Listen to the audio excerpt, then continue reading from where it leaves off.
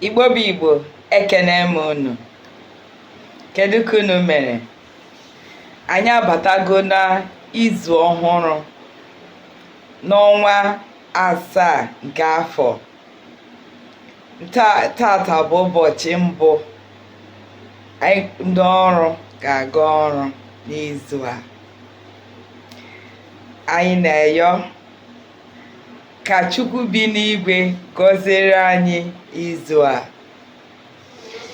ka ọrụ anyị ka anyị na-eje ka anyị na-abata gara anyị were were, ka izu a bụrụ ọmụmụ, bụrụ ihe ọma, bụrụ ọganiru, chụpụ mgberede bata nye anyị niile na-agba mbọ, ka mbọ anyị bụrụ ihe anyị na-ata n'ụlọ, anyị ga na-aṅụrị na-ekene Olisa bi n'igwe na ọ zara anyị ekpere, zakwa ndị ikwu na ibe anyị niile, ndị niile ọdịmma anyị na ihe ọma niile na-akpa anyị obi ọma na-adị mma n'ahụ.